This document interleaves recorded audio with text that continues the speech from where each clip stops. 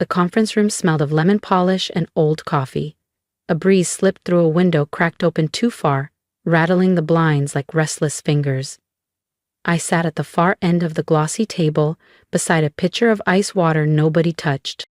Across from me was my younger sister, Natalie Chen, 28, hair slicked back, wearing a dark suit a shade too big but obviously expensive. She kept glancing at her reflection in the blank screen of the mounted TV, adjusting her collar like she was prepping for a televised debate. Our parents sat beside her, Gloria and Peter Chen, early 60s, looking composed but carrying exhaustion in the soft lines around their eyes. Mom kept smoothing Natalie's sleeve. Dad said little, in the quiet way he always did when things slipped beyond his control. At the head of the table stood Mr. Victor Reynolds, the lawyer overseeing our grandfather's estate. He was older than both my parents, with thick silver hair and a voice like gravel softened by sympathy. He'd known Grandpa Edwin for over 40 years and joked Edwin was the only client ever to correct his legal Latin. Today, he was reading the will. Edwin Chen, my grandfather, died 3 weeks ago at 81. He'd been smart, thrifty, and mysterious with money. The kind of man who wore old sweaters yet somehow covered my entire university tuition without telling anyone. Everyone assumed the house, the savings, whatever there was, would go to Natalie. She needed it more. Or so the family story went. Victor read the legal opening in a practiced cadence. Then he dropped the sentence that sucked the oxygen from the room. To my granddaughter Natalie Chen, I leave my house on Evergreen Avenue, my 2012 Honda Accord, and the balance of my personal savings account, ending in 50739. Mom let out a sigh she'd been holding for days. Natalie beamed, looking like the universe had finally tipped in her favor. Then Victor's eyes shifted to me. To my grandson Daniel Chen. He paused. I leave $1 and my enduring love. No further words. A cousin laughed on Zoom. Or maybe Natalie. I didn't look. Mom murmured. He never needed much. No one met my eyes. Victor continued. More legal terms. Something about the backyard tool shed. I couldn't keep my mind on it. I stared at a lone silver paperclip sitting on the folder in front of me. Smooth and metallic. The kind Grandpa Edwin used to keep in neat rows in a tiny wooden box on his desk. When the meeting ended, Natalie shook Victor's hand like someone closing a business deal. Dad muttered polite thanks.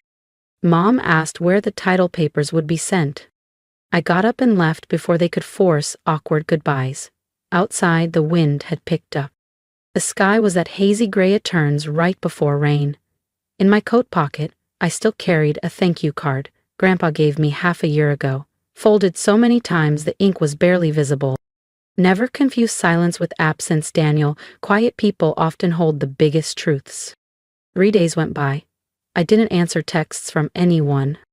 Not that many arrived. One from Mom, brief. Hope you're not upset. You've always been independent. That word again. On the 4th morning, I was in the kitchen, stirring oatmeal I didn't want, when my phone rang. Victor Reynolds. His name looked too official on the screen, like the call might carry more bad news. I picked up on the 3rd ring. Mr. Chen, he said first, then cleared his throat. Daniel, I was hoping you'd come by my office. There's another matter your grandfather asked me to handle privately. I didn't ask why. I let the silence stretch a second too long, then murmured, what sort of matter? Not part of the public will, he said. Your grandfather left instructions, very precise ones. It won't take long. His office felt colder than before. Same leather chairs. Same hush pressing in. Victor rose as I stepped inside, as if I were Grandpa Edwin himself. He didn't offer coffee, just motioned to a seat and softly locked the door behind us. That click of the lock made something tighten in my chest. He retrieved a small, fireproof envelope from a drawer. My name was on the front in Edwin's careful block letters. He wanted you to have this privately, Victor said, laying it down gently, and only if you came alone. I stared at it, afraid it might vanish if I blinked. He prepared it almost 4 years ago, Victor added. Reviewed it each year, never changed a word. Finally, I reached for the envelope. The envelope felt heavier than I expected. "Take your time," Victor said softly, then stepped out, leaving me alone. He didn't have to say, "This changes everything." Tu hagas. The unexpected and unknown. I turned back. The quiet did that for him. I eased the seal open, careful not to tear the familiar writing. Inside was one folded sheet. Handwritten, no crossouts, no second guesses. Opened it slowly, both hands trembling like I was holding glass. "Daniel, if you're reading this, then I've already let some people down, and finally trusted the one who never asked me to." I felt my chest tighten. His voice returned to me, not thin and raspy like in his last weeks, but solid and patient, the way he'd speak over the hum of a power saw in his garage, eyes glancing at the weather outside. "You always listened when others talked over me.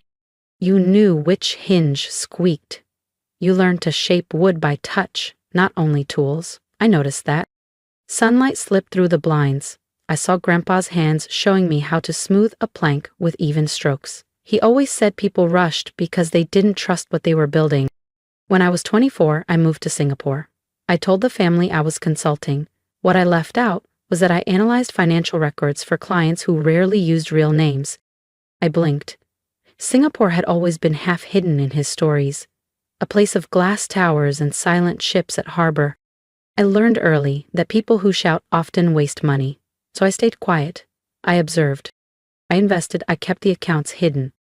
I pictured his battered workbench, the wood gouged on one side, his black ledger nobody was allowed to touch.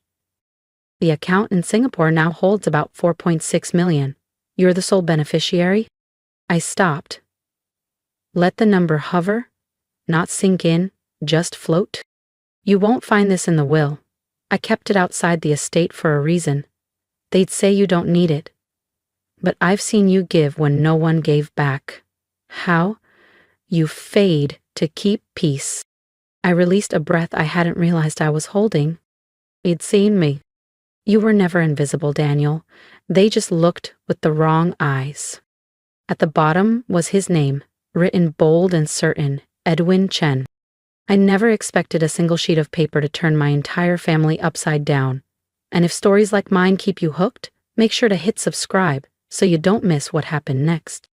Still steady, still deliberate, beneath the final line, written smaller and lighter, almost hidden. "Let this money do for others what you've always done. Quietly make room." I folded the letter back along its creases, not because I was done, but because I wasn't ready to read it again. The office stayed empty, silent. But I didn't feel alone anymore. I walked to my car, the letter gripped in my hand. Didn't slip it into my pocket. Didn't fold it smaller. Just held it, creased and fragile, like it might still be warm from Grandpa's hands. The sun was shining, but the sky looked pale and washed out, making everything feel far away. I got in, shut the door, and let the quiet surround me. No radio, no ignition, only air. My fingers rested on the wheel. I didn't cry. Not at first. I kept telling myself it was just a lot to absorb, that it didn't matter as much as it felt, that I was fine. But grief doesn't care about logic. It waits until your walls are lowest. It comes when there's no audience left, no one to perform strength for. I reached for my phone. Found my mother's name. My thumb hovered over the green call icon. Then I lowered it again. What would I even say? That the man they believed was stingy had quietly outlived them all in wisdom? That their son, the one who always scraped by, now held more wealth than they'd ever guess? No, that wasn't the worst part. The worst part was this. They hadn't really looked at me that day. Not once. They'd stared past me, through me, around me, like I was someone they'd never needed to consider. And I'd let them. Until now. 2 weeks later, I flew to Singapore. No one knew. I didn't post pictures, didn't message anyone from the airport. It was humid when I landed, the air like wet cloth. The sky hung low and colorless, while the streets glimmered clean as hidden accounts. The building stood on a quiet lane with no sign, just a bronze plaque faintly carved, Tan and Low Associates. Inside, it smelled like leather and cool marble. Little receptionist in her early 60s greeted me by name as soon as I stepped inside. Her smile was small but kind, the kind people give when they already know something waiting behind the next door. She led me past 2 frosted glass doors, then down a quiet hallway where the carpet showed no footprints at all. At the very end, in the final office, a man in a charcoal suit stood waiting. His glasses were tucked into the pocket of his shirt. He looked around 78 with eyes sharp as polished stone. "Mr. Chen," he said, offering his hand. "Your grandfather was truly remarkable." His name was Mr. Leonard Tan. He'd worked with Edwin Chen for almost 30 years. He didn't call him a client. He said Edwin curated money the way an artist handles paintbrushes, carefully and without ego. I took a seat in the same chair Grandpa must have sat in so many times. Mr. Tan opened a black leather folio. Inside lay crisp documents, neat handwriting, and financial records dating back to 1992. A page inside carried a simple title, "The Redwood Fund." "Named after the trees your grandfather admired," he said softly. I nodded, though I'd never known that. Edwin always respected how redwoods grew tall and strong, but did it quietly. The balance on the page looked back at me. $4,623,108.45, exact to the cent. No extra zeros left dangling. But it wasn't the number that tightened my chest. It was the list of detailed instructions beside it. Focused, deliberate, generous. Scholarships for immigrant children. Startup grants for people over 50 launching businesses. Emergency aid for caregivers supporting elderly family. Next to each clause was Edwin's clear handwriting. People like me. People like Daniel. People the world forgets. I didn't cry. Not there. But something inside me gave way. Not because I felt wealthy, but because, for once, I felt visible. Mr. Tan watched me for a long moment. He could have spent it, or kept it hidden, but he believed quiet things should be allowed to grow. He shut the folio and pushed it forward. "It's yours now, but he left you instructions, and I believe he knew you'd follow them." I stepped outside just as dusk wrapped Singapore in gold. The air smelled of rain and spice. I stood still, letter in my jacket, folio in my hand. No celebrations, no champagne. Just the quiet spark of being trusted. The invitation arrived in a group message. "Housewarming for Natalie. Come see the updates, no punctuation from my mother, just emojis and a location pin." I stared at the screen for a while and placed my phone face down on the counter. I hadn't spoken to any of them since the will reading, but something inside me knew I had to go, not to be seen, but to see. Natalie's new house was really Grandpa Edwin's old house. Same faded shutters, same creaky porch. But now there were fairy lights hanging above the steps, and a Bluetooth speaker near the door. The air smelled like cinnamon candles and frozen appetizers warmed in the oven. I walked in without knocking. Nobody noticed at first. My mother hovered by the kitchen island, carefully arranging crackers. My father was laughing at something Natalie said while holding a glass. Natalie seemed lighter now. That sort of lightness people carry when life hands them gifts they didn't earn. When my mother finally spotted me, her face shifted into polite surprise, the look people wear when they're not sure where you belong. "Daniel, you came. How's everything been?" Her voice carried an added brightness, as if to drown out something she wasn't saying. "Busy," I replied. She nodded quickly, not asking with what. Then came her usual refrain, delivered like a reflex. "You've always been so independent. I'm sure you're doing fine." I smiled. "Small." I reached into my bag and took out a framed photo. Edwin, standing in front of the Singapore office building, wearing his pale shirt and clutching his briefcase like he always did in photos. I set it gently on a side table next to a vanilla candle and real estate magazines.